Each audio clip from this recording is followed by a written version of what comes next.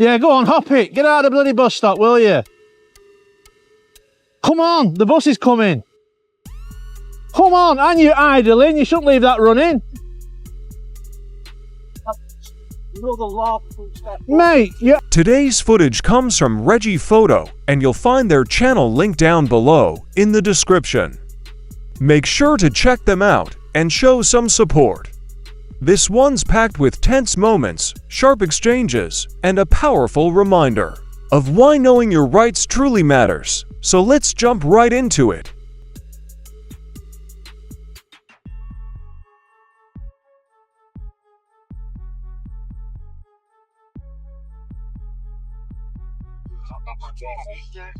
The scene opens with a palpable sense of tension, a lone individual standing his ground against the police, facing accusations of unlawful drone use. The air is thick with uncertainty as the officers attempt to assert control, but the individual's confidence is unwavering. As the camera cuts between the police and the drone, the stakes are immediately set. This is no ordinary stop.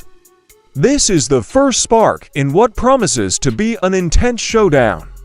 Will the drone operator comply or stand his ground? The questions linger, and the viewers are left teetering on the edge of their seats, craving answers. Don't mind me asking, what are you doing? Sorry? If you don't mind me asking, what are you doing? Oh, I can't really say, mate. You know.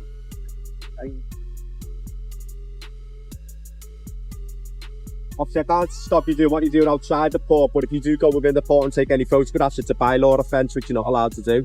I can't prevent you from doing whatever you're doing now, whether it's imagery or whatever, but just to make you aware, okay? I'm just mid-flight at the minute, mate, so just don't interrupt me. You're mid-flying? Pardon? Mid-flying? Mid-flight at the minute. Where's the drone? Pardon? Is it a drone?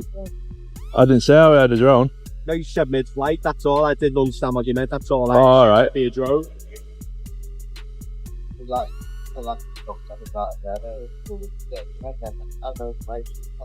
As the argument over the drone intensifies, the individual refuses to be cowed.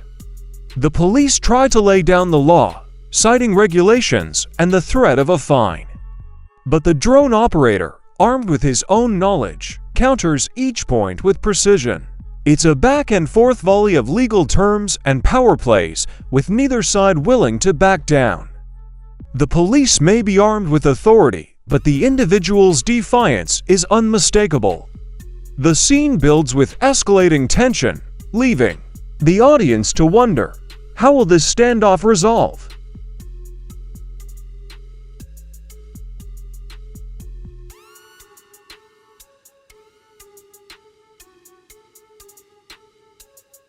Look at this, guys. Now, things take a more technical turn.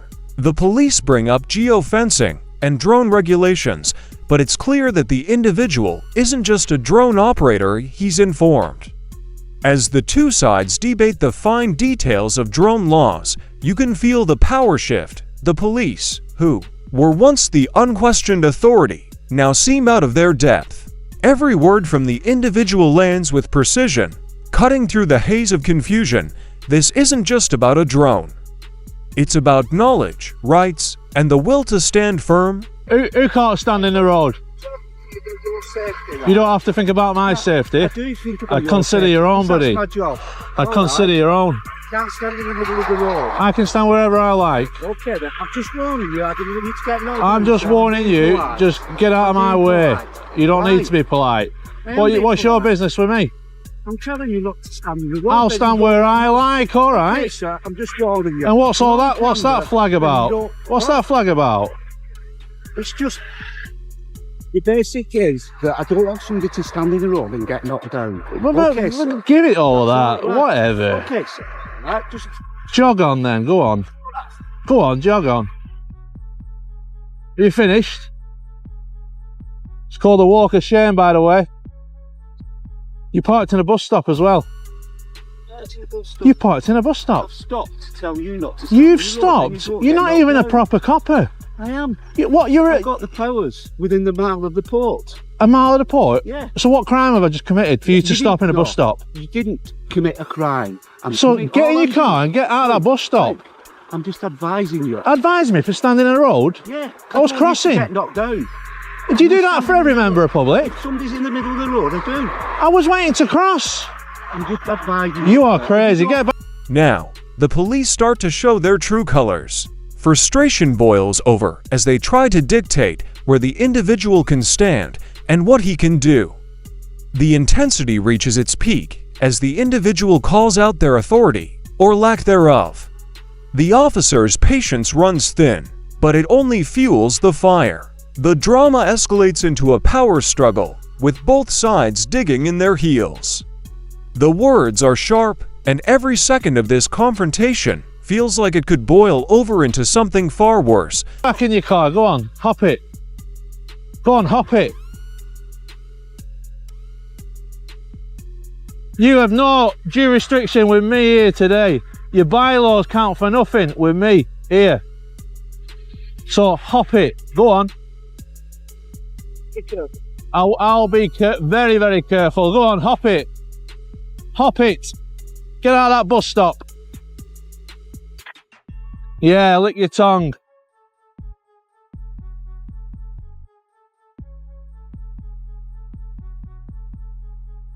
Yeah, go on, hop it. Get out of the bloody bus stop, will you? Come on, the bus is coming. Come on, and you're idling. You shouldn't leave that running. Mate, you're idling a vehicle out of it, and you've put parts. A motor vehicle as long as I'm within a few feet. No, mate, you're idling. You're not in control of a vehicle. The legislation, then You're not in control of the vehicle on a public road. Go on, hop it. Are you going to tell him? Are you his buddy? He's idling in a bus stop here out of his vehicle. Sorry? Because he's dealing with you, sir. Not dealing with me at all. He come out to give me advice about standing in the road. I was waiting to cross, so he's not dealing with me. Have you crossed? Eh? Have you crossed? No, because he come out of his car to speak to me. Do you want to cross then? Who were you to tell me that? Well, you said he stopped you from crossing. So No, you said he was dealing with me. He can't deal with me. I'm in a public space. You said he stopped you from crossing the road. No, So he come out to tell me to be careful in the middle of the road. I was crossing. So I said, have you crossed the road? And you said No, you said he was dealing with me. No, I said, have you crossed the road? And you said, no, I haven't. So No, because I was going that way. Would you want to cross the road then? I'll cross him. This is where the real showdown begins. The individual challenges the officer's right to dictate where he stands in a public space, questioning their authority over him. The police officer, trying to assert dominance, is met with resistance at every turn. It's a battle of wills, where each side is trying to outsmart the other. As the individual calls out the officer's actions, it's clear that this isn't just about a simple infraction, it's about control, rights, and the very concept of authority in a public space. The tension is electric. My own time. Okay, fine. All right. Yeah. You don't be driving without a seatbelt on, buddy. I'm talking That'll to be you at the another moment. offence. I'm not driving at the moment, am I? Pardon? I'm not driving at the moment, am I? Well, just be careful. Eyes on here. I'm fully aware, yeah. Yeah? All right. Do you have a drone or anything? Do I have a drone?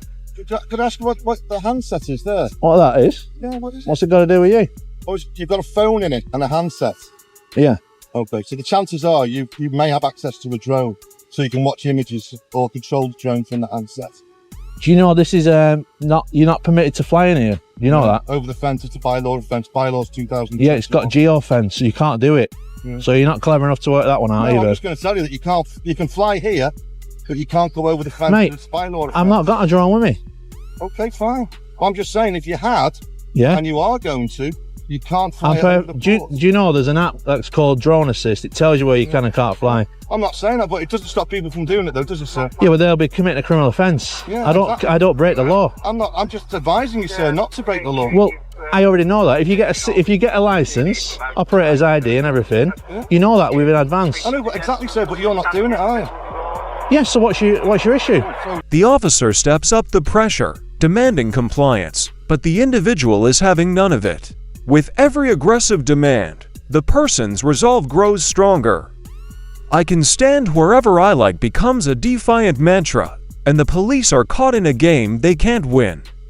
The moment feels like a tipping point, one wrong move, and this could escalate to something far worse. But for now, the words fly fast, and the tension mounts. I'm just giving you advice, sir.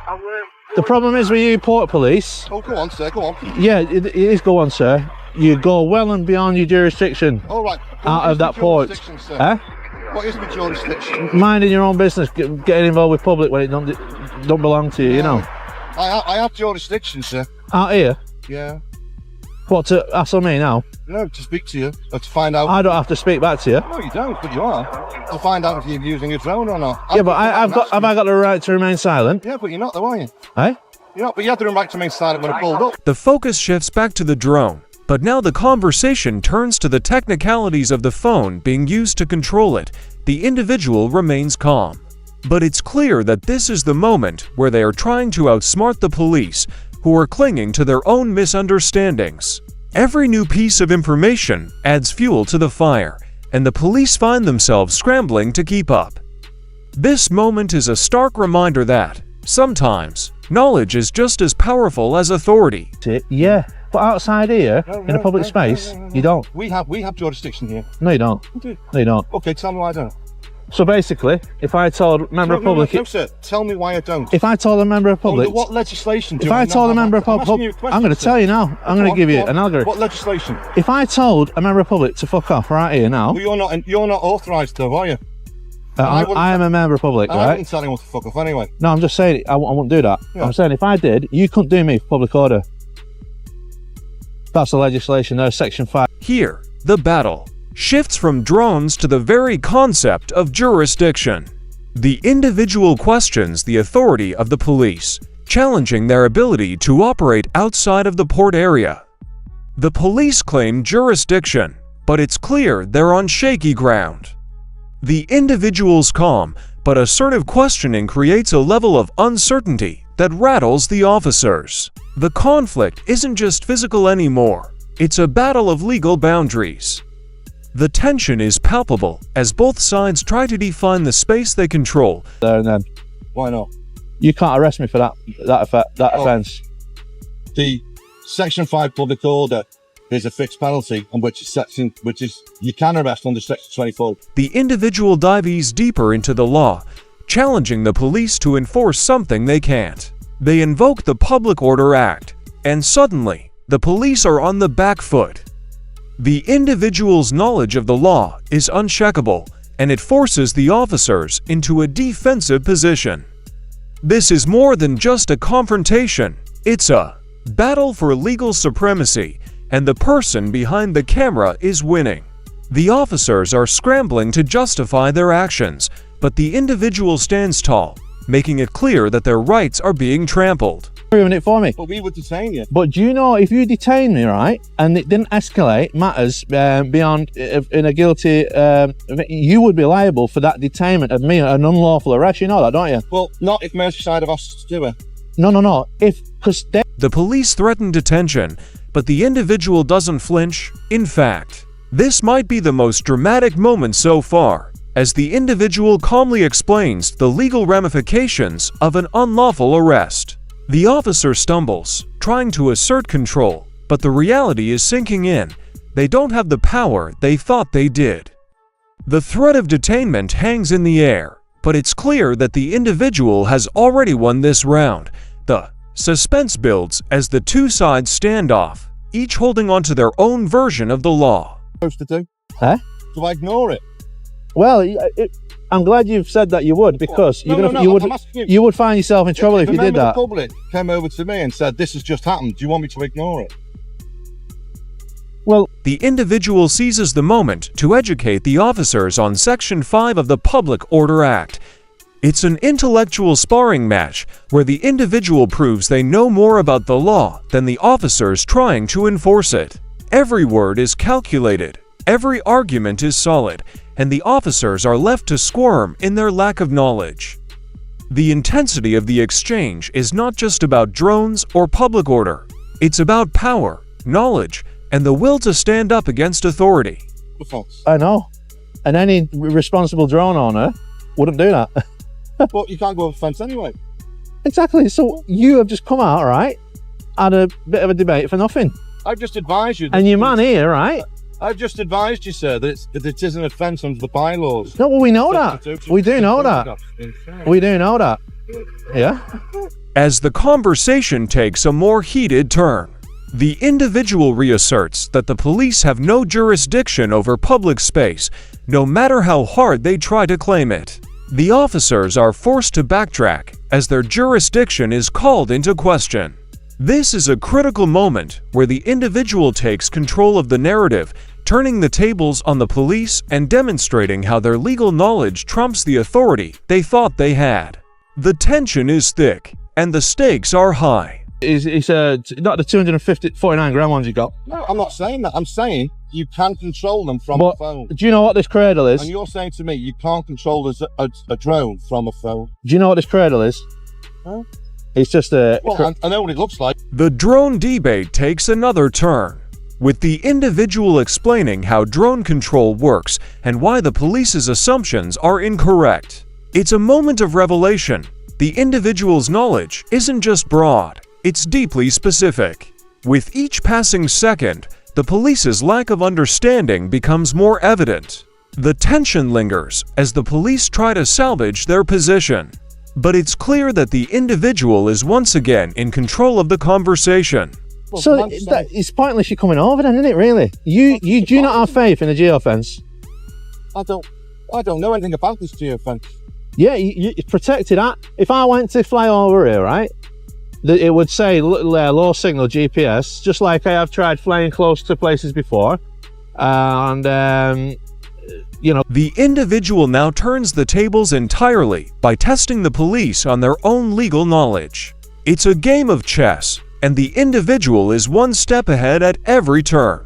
The police stammer, trying to find their footing, but the individual remains calm and assertive. Every misstep by the officers only increases the intensity of the moment. It's a battle of wits, and it feels like the individual is setting them up for a legal knockout. What's your motivation behind it? Are you like some people take photographs of trains or they take photographs of buses? I know I'm being personal, but I'm just interested to know. You say you're taking time-lapse photographs. Now, you don't have to answer me, but I'm just asking you. No. I'm just asking you, just be saying second time, is there any particular reason for it? I'm just interested in, is it a hobby? Purpose of my visit. This part takes the tension up a notch as the individual lays out the consequences of an unlawful arrest. The fear of legal repercussions looms over the officers, and they're forced to reassess their position. The individual's calm, measured approach is a stark contrast to the officer's increasingly defensive posture. The stakes are higher now, and the potential for an explosive outcome is very real. All I would say, Constable, I can't tell you what to do inside there, right? But we've heard of a complaint of a wagon driver. Now, Go on. it was Just move over. coming out of EMR, right? Which EMR? The one On the here? inside, right? Go on. And basically, when he was driving, Now, the police scramble to justify their actions. But every attempt to rationalize their behavior only highlights their growing discomfort. The individual presses on, questioning every rationale, forcing the officers into a corner. This segment is a masterclass in legal maneuvering as the individual strips away the flimsy justifications and exposes the truth. The suspense is palpable as the audience watches the police struggle to maintain control. you've got a bay in there where all the biofuel, is it the biofuel comes through? The biomass. Biomass, that's the one. Oh, So do you know that point next to the water? So he's come out of EMR, and then he's on Gladstone Avenue, and he's stopped on Gladstone. And he's reversed there next to the water, and he's in a perfect position. Is this like the big? The police try to shift the focus to public safety, but the individual remains unfazed, expertly turning the conversation back to their rights. The officers are caught in a loop of their own making, and the audience can feel the pressure building. This isn't just a discussion about drones, it's about the right to stand up against authority when you know you're in the right. The tension is unbearable as the back and forth continues. A ticket. You can either give him a traffic offence report, which is known as a TOR, used to be known as an OSCO, Yeah. officer seen commit an offence. You do that, but you can only do that so basically someone's got an address in this country. Yeah. If it's you, and you are, for argument's sake, With a calm, authoritative voice, the individual offers legal advice to the officers, laying out the steps they should take if they wish to challenge the encounter. It's a chilling moment where the individual doesn't just defend their rights, they actively school the officers in the law. The police, once again, find themselves on the back foot, unable to counter the solid legal foundation the individual has laid out. And then he would leave. So it's just that you saying he's gone back to the office for the fine and the so points. but they dropped it in the end. Yeah, okay. But like I say, it was full on gonna give it him, like, you know, and all he would have needed to have done is say, look, mate, you know, you parked in a bad spot here. He just thought it was the safest one in regards for everybody, even the tyre man to come and replace the tyre and all the rest of it. And like I say, it's just you know, it's an hard game, the HGV world, isn't it? Right? The individual brings up a past incident with the police, showcasing how previous confrontations have shaped this one. The police, who were once in control, now seem hesitant, caught between their past mistakes and the current situation. This is a pivotal moment where the past and present collide, and it's clear that the individual is using their knowledge of the law and past encounters to secure their position. And when we leave, I would like to do us a favour and send my apologies to your man. I spoke to him in a bit of a rude way. I don't usually act like that. But anyway, well, can I just say, Scott, it's very magnanimous and very big of you to admit that. Yeah, you know, it's not my nature, really. The officers respond to a complaint from a truck driver, but once again, their authority is questioned. The individual challenges their actions, pointing out the inconsistencies in their handling of public complaints. This moment serves as a reminder that the police are not infallible. They make mistakes, and those mistakes are on full display here. The tension continues to rise as the individual pushes back with calculated precision. And we stopped them, we've just driven in. And then if we're at the gate and they're coming out and they've passed all the junctions, the next place they're going to go, Scott, is through the gate, isn't it? Yeah. So we would stop them and say, where are you going out? I'm going here. Oh, but you're going to drive on the road. You need to get your tax sorted. So we would advise them. But however, on the road inside the port there, because the public have access, by default, the Road Traffic Act applies. That's correct, yeah. And also, under the Mersey Docks and Harbour Board Act 1971, Section 11, it states within the boundary of the port. Yeah. So see the fence line here. So if you imagine, if you suddenly got your drone and you went 2 miles up, you'd see the boundary like that. That's correct, yeah. So if you call that the outside of the port, the boundary outside. Yeah. The Mersey. In the final moments of the legal debate, the individual reaffirms their stance, highlighting the police's lack of jurisdiction and legal overreach. The officers are forced to concede some ground, and the individual walks away victorious. This isn't just a win for personal rights, it's a victory for knowledge and the power of standing up to unjust authority. The conversation ends with the police on the defensive, and the individual leaving with their head held high. Well, because the restricted area is within inside the port, then the Mersey Docks and Harbour Board Act 71 applies, and that stipulates such things as drink drive, inconsiderate driving, dangerous driving, speeding, MOTs. Basically, it quotes the 1960 and the 1967 Road Safety Act, the 1960 Traffic Act. But by default, the 60 went to the 72, 70 went to the 88. Yeah. And there's a thing called the Interpretations Act. I don't know, have you ever heard of that? I've heard something about it. Yeah. Bit like but in regards with the bylaws where you can't tie your sheep up to a lamppost for longer than you know what I mean? Sort of. The Interpretation Act, and when I explain it to you, you're going to agree with me that it's common sense. It is common sense. Basically, can I just pull in here? Because I just got me bum in the road, that's all.